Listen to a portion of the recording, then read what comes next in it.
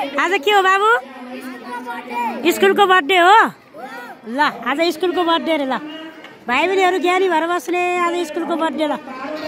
66औं वार्षिक उत्सव ल।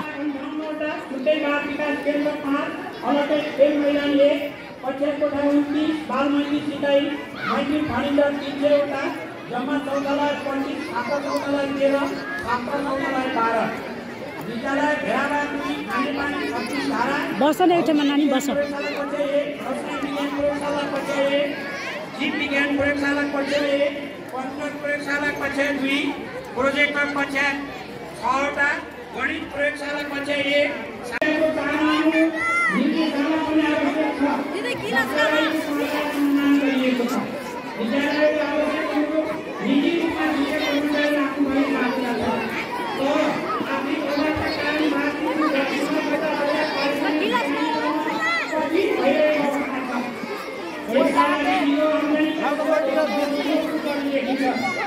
शिक्षक विद्यार्थी एवं अभिभावकहरूमा सचेतना कार्यक्रम प्रभावकारी रूपमा सञ्चालन गर्नुपर्ने देखिन्छ।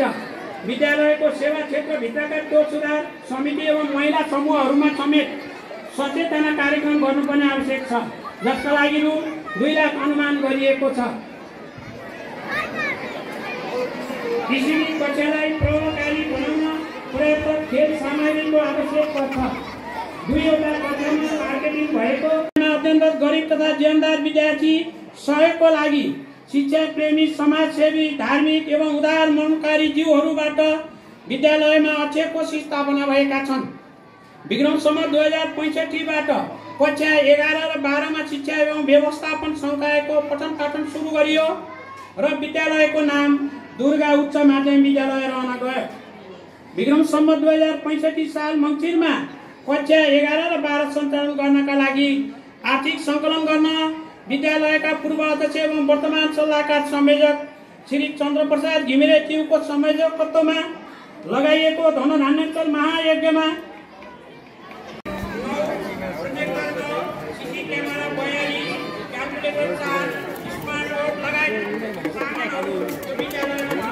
प्रदर्शनी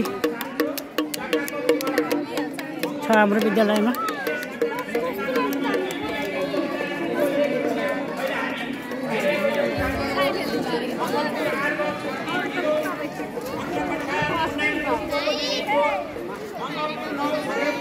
हेलो हेलो नानीहरू यता त्यो खस्यो।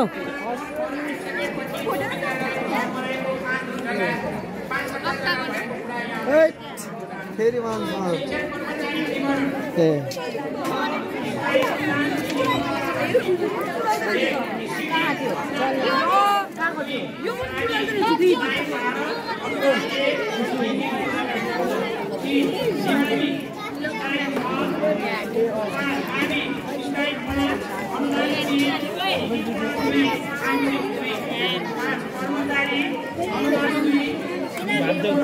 दम छ भने भाइ दम छ भने भाइ हुन्न त्यसो गर्नुहुन्न ल। प्रदर्शनी भइरहेको छ यतातिर। वार्षिक उत्सवको अवसरमा भाइ बहिनीहरूले विभिन्न सामग्रीहरू प्रदर्शनी गरेका छन्।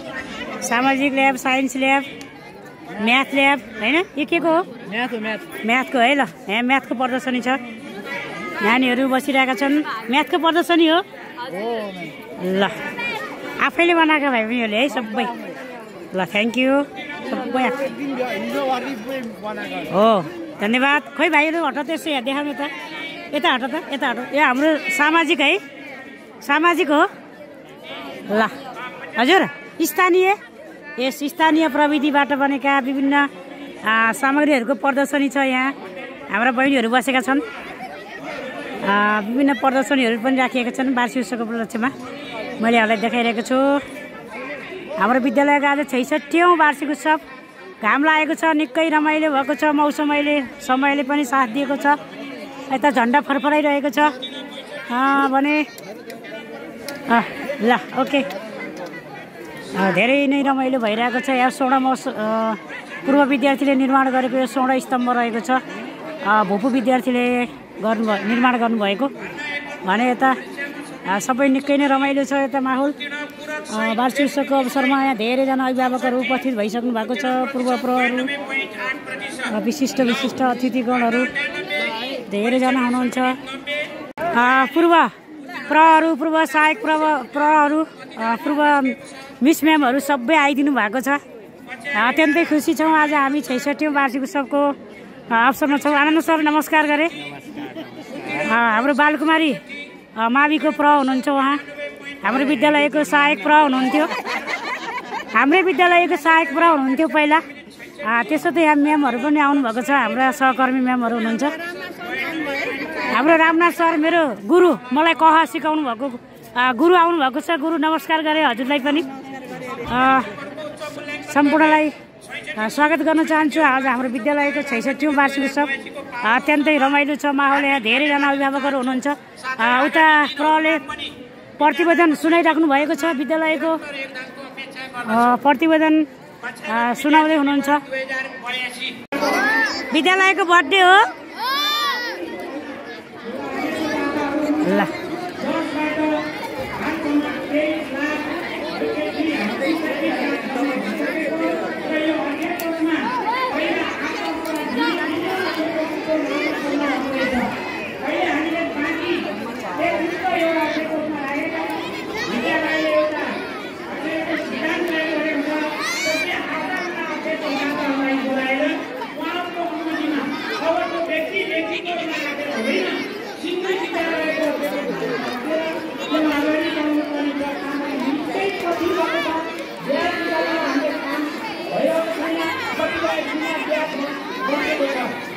पारिलो घामलाई देखा आज है, पारिलो घाम लागेको छ है। मौसमले साथ दिएको छ, निकै नै रमाइलो भएको छ है। ल आज घाम लागेको छ, निकै रमाइलो भएको छ। भाइ बहिनीहरू खुसी साथ बसेका छन्, हात हल्लाउँदै। ओके ल, हेलो हेलो हेलो हेलो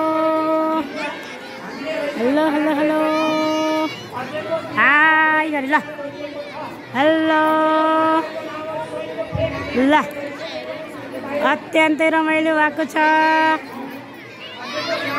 हाम्रो विद्यालयको वार्षिक उत्सव। भाइ बहिनीहरू खुसी छन्। हेलो हेलो हेलो सानो मान्छेहरू, हेलो हेलो हेलो ल, नमस्कार ल।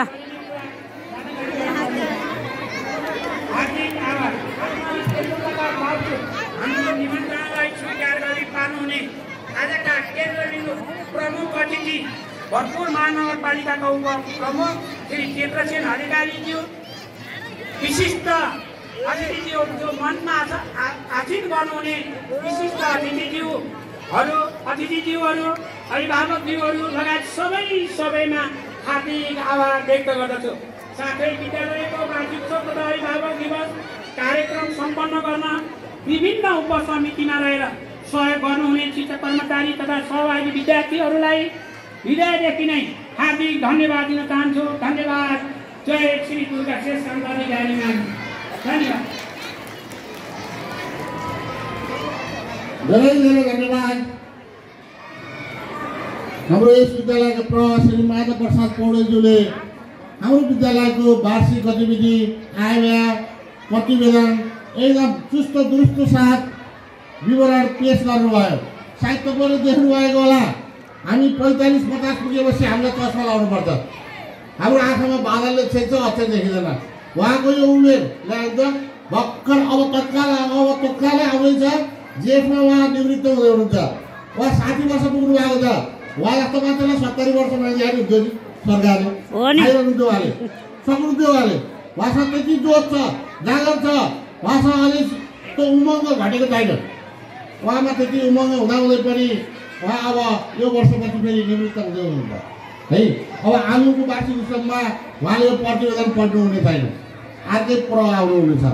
यसै गरी मैले धेरै भूमिका नराखिकन म फेरि अर्को प्रतिवेदनै थियो, यसलाई साथसाथमै त्यसलाई नभनिकन अहिले हाम्रो यहाँ हाम्रो यस विद्यालयका सहायक प्र, पहिला पूर्व सहायक प्र, र यस विद्यालयमा लामो समयसम्म एकदम कटिबद्ध भएर काम गर्नुभएको विभिन्न समय परिस्थितिका कारण अर्कै विद्यालय सर्व भएर जानुभयो र त्यहाँ पनि अहिले हाल प्रवाह चलाइरहनुभएका बालकुमारी मालिका प्रवाह श्री आनन्दराज सापकोटाज्यूलाई अगाडि आएर आसन ग्रहण गरिदिनु अनुरोध गर्छु।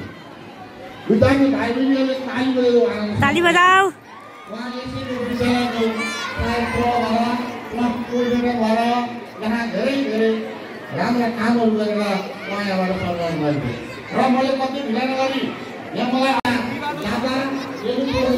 आफ्नो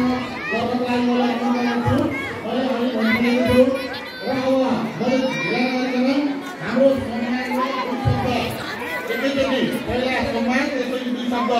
सम्मान गर्नको लागि मैले पद्मश्रीज्यू अध्यक्षज्यू र प्रज्यूलाई अनुरोध गरेँ। हाम्रो यस विद्यालयले दुईजना उत्कृष्ट अभिभावक वर्षभरिको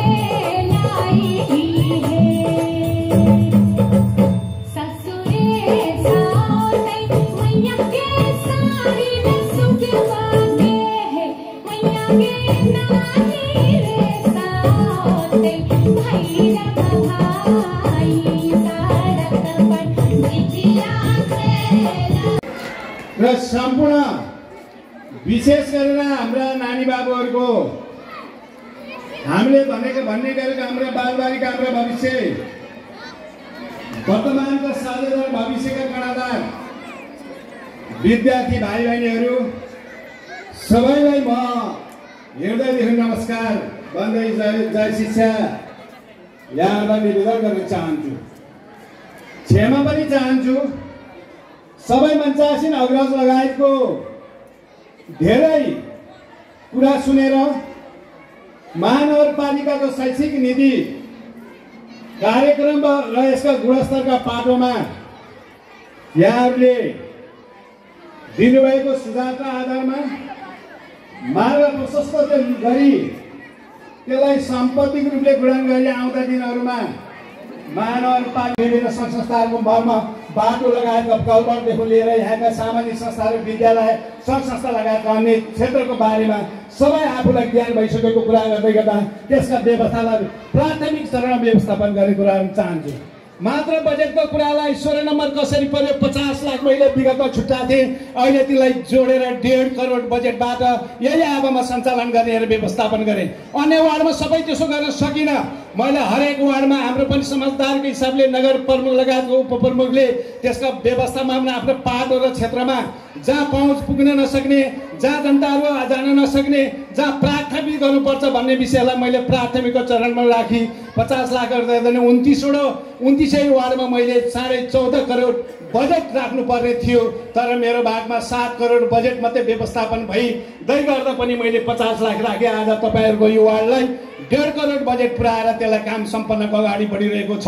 भोलिका दिनमा 19 नगरसभाको तय गर्ने कुरामा यहाँका आन्तरिक कुरालाई भोलि मलाई पनि एउटा वार्ड मात्रै गर्यो, अन्यत्र गरेन भन्ने कुरा मलाई आफ्नै वार्डमा पनि अन्यत्र विकास गर्छ आफ्नो वार्डले गर्न सक्दैन भन्ने हिसाबमा म पारदपुरको वासी हो, वडा नम्बर 21 को वासी भएको हिसाबले तपाईँहरूको हरेक विकास निर्माणका संरचनामा एउटा सहभागी बन्ने गरी यो विद्यालयको थप उन्नयनको लागिलाई पनि केही भोलिका बजेटहरूलाई वडा अध्यक्ष लगायतका विद्यालय व्यवस्थापन समितिसँग सहकार्य गरेर व्यवस्थापन गरी प्रतिबद्धता जाहेर गर्दै मेरो समय म आफैले धेरै लिइसकेको छु।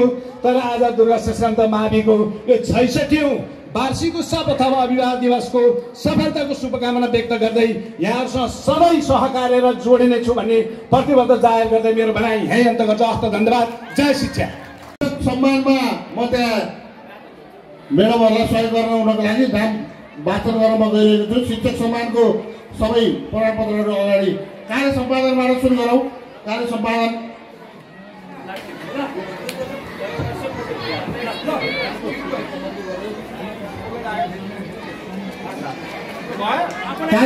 कार्य सम्पादन मूल्याङ्कनमा विनोद कुमार महतो यस विद्यालयको 66औं वार्षिक उत्सव एवं अभिवादन दिवस 2082 को पावन अवसरमा यस विद्यालयको कार्य सम्पादनमा उत्कृष्ट शिक्षकका रूपमा रही यहाँको विद्यालयको शैक्षिक उन्नयनमा पुर्याउनु भएको योगदानको उच्च मूल्याङ्कन गर्दै विद्यालय व्यवस्थापन समितिको मिति 82/9/7 गतेको बैठकको निर्णय अनुसार यो सम्मान पत्र प्रदान गरिएको छ। विनोद कुमार महतो,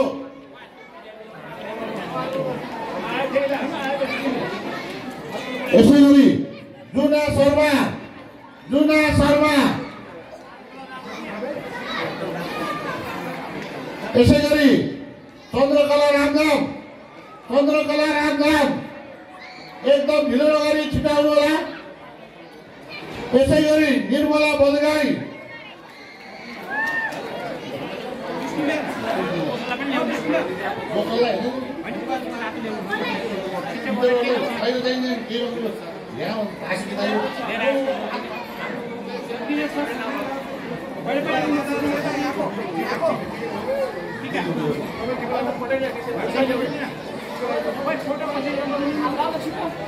यसै गरी प्रो माधव प्रसाद पौडेल,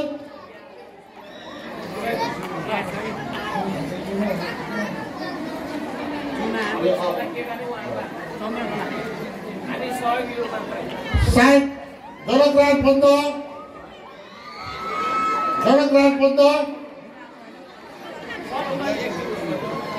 मन्जु थापा, सबै आदरणीय शिक्षकज्यूहरू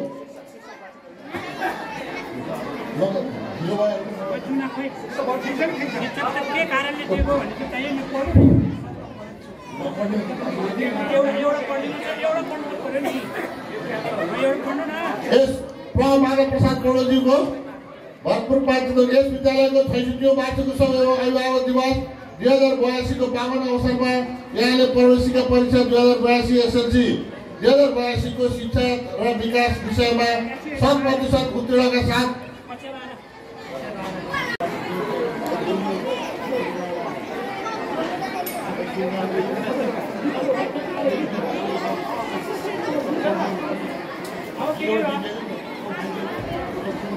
अब यसपछि हाम्रो लगत्तै तपाईहरु सामु अत्यन्तै आकर्षक नृत्य प्रस्तुत हुन गइरहेको छ। झ्याउरे नृत्य।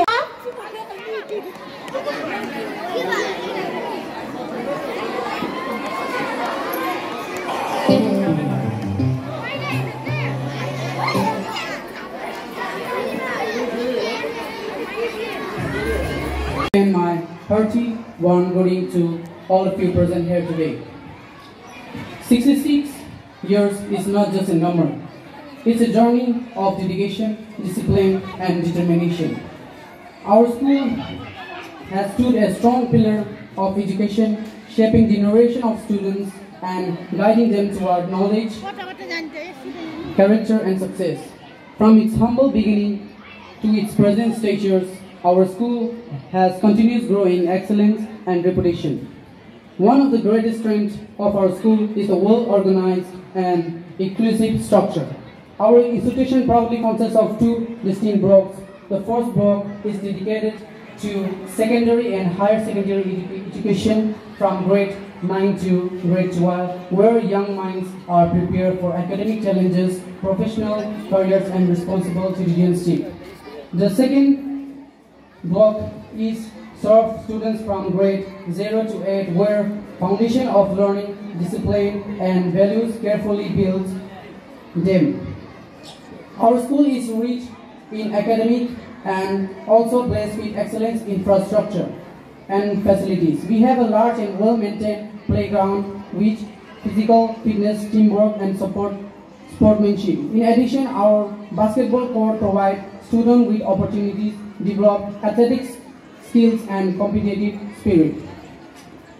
As a science student, I keep proud to say that our school is well equipped with modern laboratories including physics lab, chemistry lab, bio lab, and mathematics lab.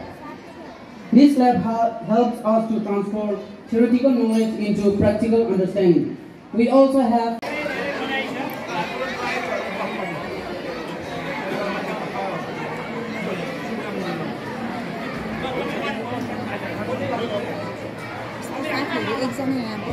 जान खोज्नुभयो त्यसमा तपाईँ पढ्नु तपाईँलाई अभिनन्दन गरिएको छ। तपाईँ एकछिन पनि जानु होला भनेर रोकेको छु। उहाँ कुनै विशेष कारणले जानु भएको छ।